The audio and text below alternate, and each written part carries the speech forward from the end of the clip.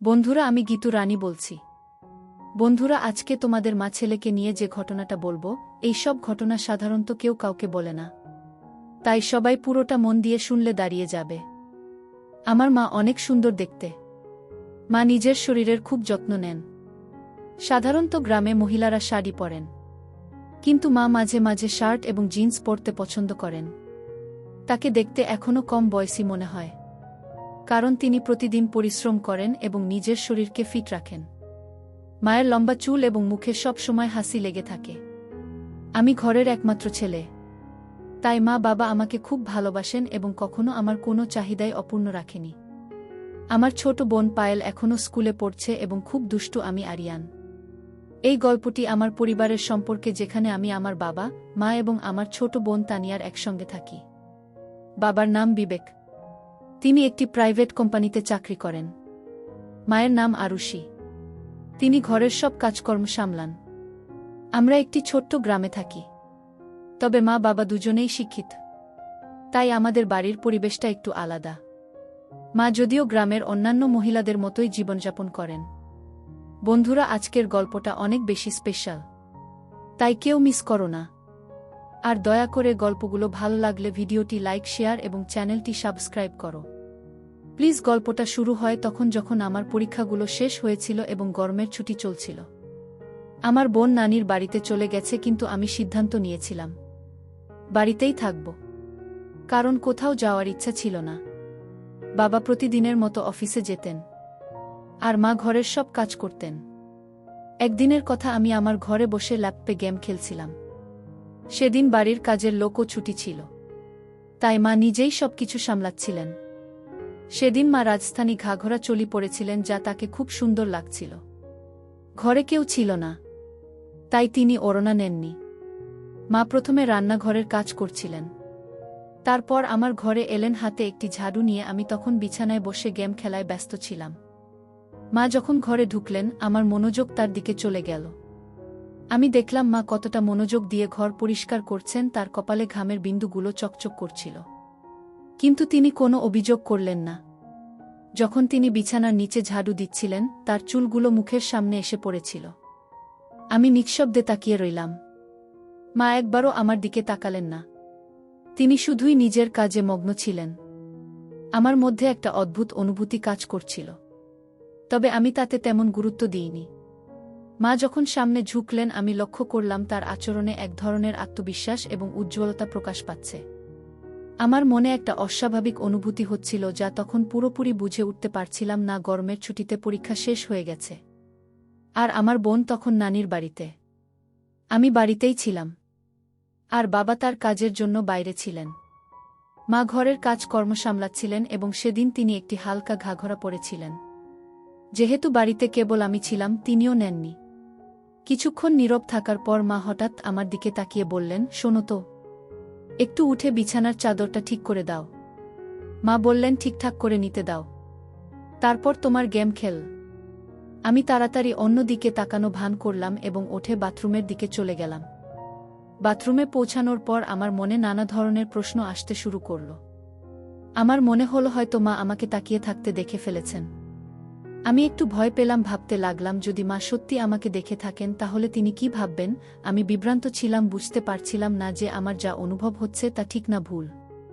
কিছুক্ষণ বাথরুমে ভাবার পর আমি আবার ঘরে ফিরে এলাম, কিন্তু এখন আর মোবাইলে গেমে মন বসাতে পারছিলাম না। মনের মধ্যে অদ্ভুত সব চিন্তা ঘুরপাক খাচ্ছিল। মা তখন বিছানার চাদর ঠিক করে রান্নাঘরে চলে গেলেন। আমি ভাবলাম হয়তো মা কিছু বুঝতে পারেনি, কিন্তু আমার হৃদস্পন্দন তখনও জোরে চলছিল। আমি ল্যাপটপ বন্ধ করে মোবাইল নিয়ে টাইম পাস করার চেষ্টা করতে লাগলাম, কিন্তু মন তখনও অস্থির ছিল। একদিন হঠাৎ আমার মোবাইলে একটি নোটিফিকেশন এল এবং আমি সেটি খুলে দেখলাম। সেখানে বিভিন্ন ধরনের গল্পের তালিকা ছিল, যার মধ্যে একটি গল্প মা ও ছেলের সম্পর্কের ভিত্তিতে লেখা। কৌতূহলবশত আমি সেই গল্পটি পড়তে শুরু করলাম, যেখানে একটি ছেলে তার মায়ের সাথে কিছু সুন্দর সময় কাটানোর অভিজ্ঞতা শেয়ার করছে। গল্পটি পড়ার পর আমার মনেও কিছু চিন্তা আসতে শুরু করল। আমি ভাবলাম, কেন না আমিও মায়ের জন্য কিছু বিশেষ কিছু করার চেষ্টা করি। কিছুক্ষণ পরে আমি বাথরুমের দিকে চলে গেলাম। কিছুক্ষণ পর আমি বাথরুম থেকে বেরিয়ে এলাম। কেন যেন একটু অদ্ভুত লাগছিল, কিন্তু সেটা বুঝতে পারছিলাম না। বাইরে এসে দেখি মা রান্নাঘরে দাঁড়িয়ে রান্না করছেন। আমি ধীরে ধীরে ফ্রিজ থেকে পানির বোতল বের করতে করতে মাকে দেখছিলাম। তিনি রান্নায় পুরোপুরি মনোযোগ দিয়েছিলেন এবং পিছন ঘুরে দাঁড়িয়েছিলেন, তাই আমার দিকে খেয়াল করেননি। তার মুখে সেদিন কিছুটা ক্লান্তির ছাপ ছিল, তবে সেই ক্লান্তির ভেতরেও এক ধরনের প্রশান্তি ফুটে উঠছিল। দেখে মনে হচ্ছিল তিনি কাজটা আন্তরিকভাবে করছেন। হঠাৎ না পেছন ফিরে আমার দিকে তাকিয়ে বললেন, "কি রে আরিয়ান, কি হলো? কি দেখছিস?" আমি একটু হতবাক হয়ে গেলাম, কিন্তু পরিস্থিতি সামলে নিয়ে বললাম, "কিছু না মা, আমি শুধু দেখছিলাম তুমি কত পরিশ্রম করো। সকাল থেকে রাত পর্যন্ত কষ্ট করছ।" এটা শুনে মা খুব খুশি হলেন। তার চোখে আনন্দের ঝিলিক ফুটে উঠল। তিনি বললেন, "হ্যাঁ বাবা, এসব তো করতে হয়, কিন্তু তোর মতো ছেলে থাকলে সব কাজ সহজ মনে হয়।" তারপর মা মুচকি হেসে বললেন, "কিছু বছরের মধ্যেই তবু আসবে আমার কাজে সাহায্য করতে।" মা এটা বলতেই হাসতে শুরু করলেন, আর তার হাসি আমার মনটা ভরে দিল। এতটুকু বলেই আমি আবার নিজের কাজে মন দিলাম। আমি তখন নিজের বেডরুমে চলে গেলাম আর মাথায় নানা রকম চিন্তা ঘুরতে লাগল। ভাবছিলাম নাকি বুঝতে পেরেছিলেন যে আমি তাকে দেখছিলাম আর কি ভাবছিলাম। এমন ভাবতে ভাবতে কয়েকটা দিন কেটে গেল আর আমি উপলব্ধি করলাম যে শুধু তাকিয়ে থাকা যথেষ্ট নয়, কিছু পরিকল্পনা করতে হবে। এই ভাবনাগুলোর মধ্যে দিয়ে সন্ধ্যা হয়ে গেল, আর বাবা অফিস থেকে ফিরে বললেন যে কাজের জন্য তাকে 10 দিনের জন্য বিদেশ যেতে হবে। এটা শুনে আমার মনে ভীষণ আনন্দ হল, যদিও বাইরের দিকে শুধু মাথা নেড়ে সম্মতি জানালাম। 3 দিন পর বাবার যাত্রা ছিল আর আমি ঠিক করেছিলাম যে এই 10 দিনের মধ্যেই যা করার করতে হবে, কারণ পরে হয়তো এমন সুযোগ আর আসবে না। এরপর পরের দিন ছিল মঙ্গলবার। বাবা বিদেশ যাওয়ার জন্য প্রস্তুতি নিচ্ছিলেন, তাই কিছু কেনাকাটা করতে হবে। মা আর বাবার শুটিং এর জন্য বেরোনোর সময় আমাকে জিজ্ঞেস করলেন, "তুই আসবি?" আমি না বলে বললাম, "তোমরা যাও, আমি মোবাইলে গেম খেলব বাসা থেকে।" তারা বেরিয়ে যাওয়ার পর আমি দরজা বন্ধ করে দিলাম আর সরাসরি তাদের বেডরুমে গেলাম। বেডরুমে গিয়ে আমি আলমারি খুলে কিছু খুঁজতে লাগলাম, যদি কোনো ভালো আইডিয়া পাওয়া যায়। খুঁজতে খুঁজতে হঠাৎই আমার চোখে মায়ের লিপস্টিক আর বডি স্প্রে পড়ল, আর একটু খুঁজতেই মায়ের কিছু পোশাক দেখতে পেলাম। তাদের মধ্যে একটা লাল রঙের 1 পিস ড্রেস পেলাম, যেটা দেখে আমি ভাবতে লাগলাম, মা এই পোশাকটা পরে কতটা সুন্দর লাগবে। আমি তখন লাল রঙের 1 পিসটি হাতে নিয়ে ভাবতে লাগলাম, মা এই পোশাকে কেমন লাগবে। কিছুক্ষণ এমন ভাবতে ভাবতে আমি আলমারির সমস্ত কাপড় গুছিয়ে রাখলাম। তবে বেডরুমে মায়ের ছবিটা দেখে আবারও এক ধরনের অদ্ভুত অনুভূতি হতে লাগল। তখন আমি মনে মনে সিদ্ধান্ত নিলাম যে শুধু ভাবার মধ্যে আটকে থাকলে চলবে না, কিছু একটা করতেই হবে। এরপর আমি সবকিছু গুছিয়ে রেখে হলঘরে এসে টিভি দেখতে লাগলাম। ঠিক তখনই মা বাবা শপিং শেষে বাড়ি ফিরে এলেন এবং বসে পড়লেন। এইভাবে সে দিনটা কেটে গেল। পরের দিন সকালে বাবা বিদেশ যাওয়ার প্রস্তুতি নিচ্ছিলেন, তাই মা তাড়াতাড়ি উঠে ঘরের সবকিছু গুছিয়ে নিলেন এবং বাবাকে নাস্তা করিয়ে ঘরের বাকি কাজগুলো করতে লাগলেন। সকাল 8টায় বাবা আমাদের বিদায় জানিয়ে বেরিয়ে গেলেন, আর মা ঘরের কাজে ব্যস্ত হয়ে পড়লেন। বাবার কাজে বাইরে যাওয়া আমাদের জন্য কোনো নতুন ঘটনা ছিল না, তাই আমরা সহজেই মানিয়ে নিলাম। মা তাড়াতাড়ি ওঠার কারণেও বাবার যাওয়ার প্রস্তুতিতে ব্যস্ত থাকায় স্নান করতে পারেননি। বাবা বেরিয়ে যাওয়ার পর সকাল 9টার দিকে মা স্নান করতে গেলেন, আর আমি তখন ঘরে বসে টিভি দেখছিলাম। কিছুক্ষণ পর মায়ের গলা শুনতে পেলাম, "আরিয়ান, তোয়ালেটা এনে দাও তো, বাইরে রেখে এসেছি।" আমি তৎক্ষণাৎ তোয়ালে নিয়ে বাথরুমের দরজার কাছে গেলাম। মা দরজাটা একটু ফাঁক করে হাত বাড়ালেন তুলে নেওয়ার জন্য। আমি দেখতে পেলাম মায়ের চুল ভিজে গেছে আর তার হাত থেকে পানি পড়ছিল, যা দেখে এক মুহূর্তের জন্য আমি স্থির হয়ে গেলাম। মাকে তখন সত্যিই সুন্দর লাগছিল। যখন তিনি হাত বাড়িয়ে তোয়ালেটা নিলেন, তিনি একটু পাশে সরে দাঁড়িয়েছিলেন, ফলে তার শরীরের কিছু অংশে পানি পড়ছিল যা সূর্যের আলো ঝলমল করছিল। ওই মুহূর্তটি খুব সাধারণ ছিল, তবু আমি সেখানে একটু থমকে গেলাম, কিন্তু আমি নিজেকে সামলে নিলাম। বাবা তখন বাড়িতে ছিলেন না, তবে আমি কোনো ধরনের ভুল বোঝাবুঝি না করার জন্য নিজেকে সংযত করে আবার হোলঘরে ফিরে এলাম এবং টিভি দেখতে শুরু করলাম। কিছুক্ষণ পর মা তোয়ালে পেঁচিয়ে হোলঘরে এলেন এবং টিভির পাশে রাখা আয়নার সামনে দাঁড়িয়ে হেয়ার ড্রায়ার দিয়ে চুল শুকাতে শুরু করলেন। আমি চুপচাপ পিছন থেকে তাকিয়ে রইলাম, যেন মুহূর্তটাকে উপলব্ধি করছি। মাথার চুলে হাত বুলিয়ে হেয়ার ড্রায়ার দিয়ে চুল শুকাচ্ছিলেন, যা তার জন্য হয়তো খুব সাধারণ কাজ, কিন্তু আমি লক্ষ্য করেছিলাম সেই মুহূর্তে তার নির্ভরতা।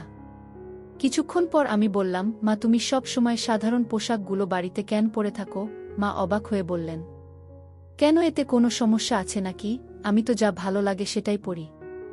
আমি মৃদু হেসে বললাম, না মা, শুধু কাল যখন তুমি জিন্স আর টপ পরেছিলে তখন তোমাকে বেশ ভাল লাগছিল তাই বললাম। মা হেসে বললেন, আরে বোকা, বাড়িতে কি আর জিন্স আর টপ পরে থাকে? বাইরে যেতে হলে তখনই পরব। আমি বললাম, আসলে মা, যখন তুমি শাড়ি বা ওই রাজস্থানী ড্রেসগুলো পর তখন একটু বয়সী দেখায় তাই বললাম। মা আবার হেসে বললেন, জানিস রে, এখন আর এসব ভাবার দরকার নেই। যার সঙ্গে প্রেম করেছিলাম তার সঙ্গে তো বিয়ে করেছি।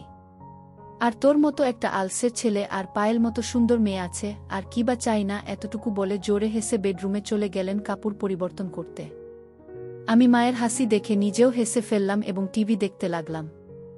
কিছুক্ষণ পর মা যখন নতুন পোশাক পরে বাইরে এলেন তখন আমার মন ভালো লাগল। আর একটু রাগও হল, কারণ মা আমার কথা ধরে ফেলেছিলেন। আমি মনে মনে একটু বিরক্ত ছিলাম, কারণ মা আবার পুরোপুরি ঢেকে ফেলেছিলেন নিজেকে। মহল ঘরে এসে বললেন, এখন কেমন লাগছে আমাকে? আমি অবাক হয়ে বললাম, এখন তো তুমি ঠিক আমার বয়সী মেয়ের মতোই লাগছে না। হাসতে হাসতে বললেন, আরে পাগল, তোর আর আমার মধ্যে 20 বছরের পার্থক্য, আমি কিভাবে তোর বয়সের হতে পারি? আমি তখন কি বলব বুঝতে পারছিলাম না, কিন্তু কিছু একটা তো বলতে হবে। তাই বললাম, আরে মা, আমাদের বয়সের পার্থক্য তো আমরা জানি, কিন্তু বাইরে তো কেউ জানে না। যদি আমরা একসঙ্গে বাইরে ঘুরতে যাই তাহলে সবাই ভাববে যে আমরা গার্লফ্রেন্ড বয়ফ্রেন্ড। এতটুকু বলে আমি ইচ্ছে করে থেমে গেলাম। মায়ের প্রতিক্রিয়া দেখতে মা তখন উৎসুক হয়ে বললেন, আচ্ছা আর বল না রে, তোর মুখে শুনতে চাই। আমি হেসে বললাম, না মা, তুমি রেগে যাবে তাই আর কিছু বলছি না। মা বললেন, আমি কখনো তোর উপর রেগে গেছে কি? আমি জানি তো আমার ছেলে কখনো ভুল কিছু করে না, তাই আমি কেন রাগ করব? এবার তাড়াতাড়ি বলো, তুই কি বলতে চাস? তখন আমি বললাম, যদি আমরা বাইরে কোথাও একসঙ্গে ঘুরি তাহলে সবাই আমাদের গার্লফ্রেন্ড বয়ফ্রেন্ড ভাবে, কিন্তু তোমার গলায় যখন মঙ্গলসূত্র থাকবে তখন তারা আমাদের স্বামী স্ত্রী ও মনে করতে পারে। এই কথা শুনে মা হেসে উঠলেন জোরে জোরে। তারপর মা হাসতে হাসতে আমার দিকে তাকিয়ে বললেন, তুই তো পুরো দুষ্টু হয়ে গেছিস। মা বললেন, এত ছোট একটা ব্যাপারে কেন আমি রেগে যাব? তারপর মা আবার হেসে উঠলেন। তখন আমি বললাম, মা এত হাসো না। কিন্তু মা আমাকে আরও বেশি চটানোর জন্য আবার হাসতে শুরু করলেন। আমি মজা করে মাকে একটু ধমক দেওয়ার জন্য তার দিকে দৌড়ালাম, আর মা তখন হেসে কিচেনে চলে গেলেন। আমি আবার হোলঘরে বসে ভাবতে লাগলাম যে ঠিক আছে, শুরু তো হলো, কিন্তু এখনো অনেক কাজ বাকি। মা খুবই সংস্কারী মানুষ, আর আমি কখনো তাকে এমনভাবে অনুভব করিনি যে তাকে এ ধরনের কোনো কিছুর অভাব অনুভব করতে হয়েছে। মা আর বাবার প্রেমের বিয়ে হওয়ার কারণে তারা নিজেরাই অনেক সুখী, কিন্তু আমার নিজের একটা প্রয়োজন ছিল। এরপর কিছুক্ষণ পর আমি আবার মায়ের কাছে গেলাম। মা যখন রান্নাঘরে কাজ করছিলেন, আমি গিয়ে বললাম, মা তোমার কি প্রতিদিন এসব কাজ করতে করতে বোরিং লাগে না? মা হেসে বললেন, না রে বাবা, যখন আমাদের কাজের বুয়া আসে তখন আমি আরাম পাই। তখন আমি বললাম, মা এখন তো আমার ছুটির দিন চলছে, আর আমি খুবই বোরিং ফিল করছি। মা মুচকি হেসে বললেন, তাহলে কি করা যায় বল দেখি, কোথাও বেড়াতে যাব আমরা দুজন? আমি বললাম, হ্যাঁ মা, অবশ্যই যাব, তবে বাবা বাড়ি ফিরলে তখনই যাওয়া হবে। মা বলল, তুমি এখন কি করবে? আমি বললাম, আমার একটা মজার খেলা জানা আছে, যদি তোমার আপত্তি না থাকে তাহলে খেলতে পারি। মা বলল, ল্যাপটপে গেমস খেলার কোনো আগ্রহ নেই আমার, অন্য কিছু বলো। আমি হেসে বললাম, না মা, লাগবে না। তখন মা বলল, ও আচ্ছা ঠিক আছে, কোনো খেলা? আমি বললাম, ট্রুথ অর ডেয়ার। মা হেসে বলল, ঠিক আছে, কিন্তু আগে আমার ঘরের কাজগুলো শেষ করতে দাও, তারপর খেলব। আমি বললাম, ঠিক আছে, তুমি কাজ শেষ করো, আমি একটু রুমে গিয়ে অপেক্ষা করছি, কাজ হয়ে গেলে আমাকে ডেকে নিও। এ কথা বলে আমি তাকে হাসি মুখে বিদায় জানালাম এবং রুমের দিকে পা বাড়ালাম। রুমে গিয়ে আমি ভাবতে লাগলাম। কিছুক্ষণ পর মা এসে আমার সামনে বসল এবং বলল, তাহলে কিভাবে খেলাটা শুরু করব? আমি হেসে বললাম, তোমার পছন্দ প্রথা নাকি দেয়ার? সে চিন্তা ভাবনা করে বলল, ট্রুথ। তারপর আমি মায়ের দিকে তাকিয়ে মজার একটা প্রশ্ন করলাম। আমি মাকে জিজ্ঞাসা করলাম, বিয়ে আগে কি আপনার কোনো বিশেষ বন্ধু ছিল? আমার প্রশ্ন শুনে মা একটু অবাক হয়ে বলল, এ কেমন প্রশ্ন করলে আরিয়ান? আমি হাসতে হাসতে বললাম, এটাই আমার প্রশ্ন মা, আপনি তো ট্রুথ বেছে নিয়েছেন তাই উত্তর দিতে হবে। মা একটু হেসে বলল, হ্যাঁ ছিল, আর সে তোমার বাবা ছাড়া আর কেউ না। এরপর আমি বললাম, ঠিক আছে মা, এবার আপনি আমাকে প্রশ্ন করুন, আমি ট্রুথ নেব না। কিছুক্ষণ ভাবল, তারপর বলল, তোমার কি কোনো বান্ধবী আছে? আমি একটু হাসি দিয়ে বললাম, হ্যাঁ আছে। সে তো আমার সামনে বসে আছে। আমার কথায় মা একটু বিরক্ত হয়ে বলল, এই ধরনের কথা বলা ঠিক না। আমি তোমার মা। মায়ের প্রতিক্রিয়া দেখে আমার আত্মবিশ্বাস কিছুটা কমে গেল, কারণ মা সব সময় সিরিয়াস হয়ে থাকে। আমি মজা করে বললাম, তুমি কেন সবসময় এত সিরিয়াস হয়ে যাও? আমি তো শুধু মজা করছিস। একটু হেসে মাথা নাড়ল।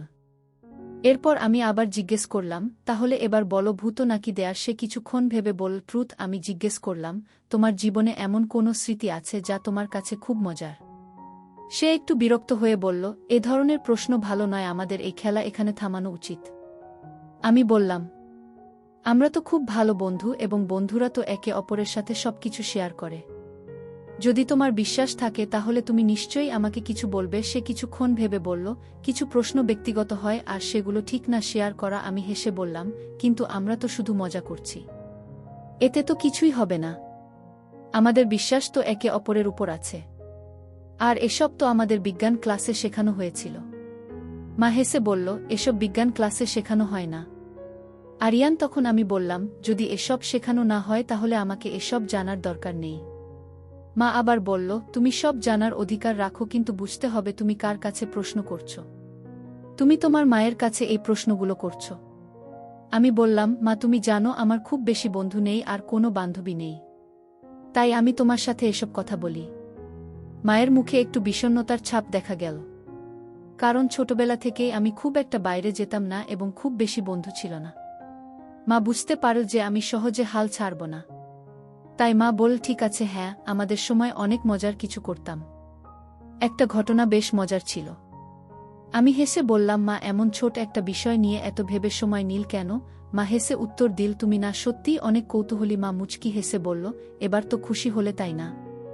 তারপর মা আবার বলল, এবার তুমি বলো, ভূত নাকি দেয়ার? আমি বললাম, দেওয়ার। নেব না। একটু ভেবে বলল, তাহলে বলো, তুমি কি কখনো কাউকে ভালোবাসা প্রকাশ করার সাহস দেখেছ? আমি মৃদু হেসে বললাম, না। তবে যদি কেউ তোমার মতো আন্তরিক আর মিষ্টি হয় তাহলে হয়তো করতাম। মা মজার ছলে বলল, এই তো একটু আগেই বলল আমি তোমার প্রিয় বন্ধু, আর এখন বলছো অন্য কেউ হলে প্রকাশ করবে। আমি হাসি দিয়ে বললাম, তাহলে কি তোমার সাথে মজার ছলে কিছু বলতে পারি? মা হাসি মুখে বলল, ঠিক আছে, মজার কিছু বলো। আমি মজা করে বললাম, গালে নয়, বরং একটা মজার কথা শেয়ার করি। মায়ের প্রতিক্রিয়া দেখে বুঝতে পারলাম হয়তো আমি একটু বেশি মজা করে ফেলেছি। মা একটু বিরক্ত হয়ে আমাকে শাসন করলেন। আমি তৎক্ষণাৎ পরিস্থিতি শান্ত করার চেষ্টা করলাম। মায়ের মেজাজ একটু স্বাভাবিক হলে আমি বললাম, ঠিক আছে মা, আমি তোমার কথা শুনব। মা বললেন, এবার আর কোনো রকম মজা করো না। আমি মায়ের সামনে গিয়ে শান্তভাবে দাঁড়িয়ে রইলাম। তারপর একটুখানি হাসি মুখে মায়ের প্রতি শ্রদ্ধা ও ভালোবাসা প্রকাশ করলাম। এরপর আমরা দুজনেই হেসে উঠলাম। সেই সময় আমি উপলব্ধি করলাম যে মজা করার সময় কিছু সীমা থাকা প্রয়োজন। জামা আমাকে সুন্দরভাবে বুঝিয়ে দিলেন। আমাদের সম্পর্কটা আরও গভীর হল, আর আমরা বুঝতে পারলাম পারস্পরিক সম্মান ও শ্রদ্ধার গুরুত্ব। মায়ের চোখে আমি তখন স্পষ্টভাবে একটু বিরক্তি এবং চিন্তার ছাপ দেখতে পাচ্ছিলাম। তিনি আমাকে খুব ভালোবাসার সাথে বললেন, আরিয়ান, কিছু মজা ঠিক আছে, কিন্তু মা ছেলের সম্পর্কেরও কিছু সীমা আছে। আমাদের সেই সীমা অতিক্রম করা উচিত নয়। মায়ের কথা শুনে আমি বুঝতে পারলাম যে আমার আচরণে মায়ের মন কষ্ট পেয়েছে। আমি সঙ্গে সঙ্গে মায়ের কাছে ক্ষমা চাইলাম এবং প্রতিশ্রুতি দিলাম যে এমন কোনো মজা আর কখনো করব না, যাতে আমাদের সম্পর্কে কখনো দূরত্ব তৈরি হয়। মা আমার ক্ষমা গ্রহণ করে আমাকে জড়িয়ে ধরলেন এবং বললেন, বাবা, আমি সবসময় তোমার বন্ধু থাকব, কিন্তু মনে রাখতে হবে আমাদের সম্পর্কের কিছু সীমা আছে। আমি মায়ের দিকে তাকিয়ে বললাম, হ্যাঁ মা, আমি বুঝতে পেরেছি। আমি আপনাকে আর কখনো কষ্ট দেব না। এরপর আমরা দুজনেই আবার হাসিমুখে সাধারণ আলাপ শুরু করলাম। মা আমাকে পরামর্শ দিলেন যে আমার বন্ধুদের সঙ্গে বেশি সময় কাটানো উচিত এবং জীবনের সম্পর্কের মর্যাদা এবং সম্মান বজায় রাখা অত্যন্ত জরুরি। এই কথোপকথন আমাকে শেখালো যে মজার কিছু সীমা থাকে, আর সম্পর্কগুলোতে পারস্পরিক সম্মান এবং বোঝাপড়া খুবই গুরুত্বপূর্ণ। শেষে আমরা একে অপরের সঙ্গে হাসি মুখে থুথু দিই আর খেলা শেষ করলাম এবং প্রতিজ্ঞা করলাম যে আমাদের মধ্যে বন্ধুত্ব এবং ভালোবাসা সব সময় অটুট থাকবে। গল্পটি আমাদের পরিবার সম্পর্কের মূল্য এবং সামাজিক আদর্শ নিয়ে গভীরভাবে চিন্তা করার সুযোগ দেয়। যদিও কিছু দিক অনৈতিকতার দিকে ইঙ্গিত করতে পারে, এটি শিক্ষণীয় অভিজ্ঞতা হিসেবেই দেখা উচিত। গল্পটি সঠিক ও ভুলের পার্থক্য বুঝতে শেখা এবং পরিবারের সম্পর্কগুলোকে শ্রদ্ধা ও মর্যাদা দিয়ে মূল্যায়নের গুরুত্ব তুলে ধরে। গল্পের কেন্দ্রীয় চরিত্র আরিয়ান কিশোর বয়সে শারীরিক ও মানসিক পরিবর্তনের মধ্যে দিয়ে কিছু ভুল ধারণা পোষণ করতে শুরু করে।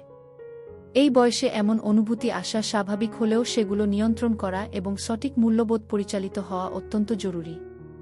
বাবা মা আমাদের জীবনের ভিত্তি, তাই তাদের প্রতি শ্রদ্ধা ও সম্মান বজায় রাখা অত্যন্ত গুরুত্বপূর্ণ। এই বয়সে আত্মনিয়ন্ত্রণ এবং নৈতিকতা বজায় রাখা গুরুত্বপূর্ণ। সমাজ ও সংস্কৃতি আমাদের শেখায় যে চিন্তা অনুভূতির উপর নিয়ন্ত্রণ রাখা উচিত, ভুল পথে চললে জীবনের সমস্যার সম্মুখীন হতে হয়। ইতিবাচক পথে মনোযোগ দিতে সৃষ্টিশীল কাজ বা খেলাধুলায় নিজেকে ব্যস্ত রাখা শ্রেয়। গল্পটি আমাদের সতর্ক করে যে মূল্যবোধ এবং নৈতিকতা মেনে চলা প্রয়োজন, কারণ ভুল চিন্তা ও আচরণ আমাদের এবং আমাদের পরিবার ও সমাজের উপর নেতিবাচক প্রভাব ফেলে।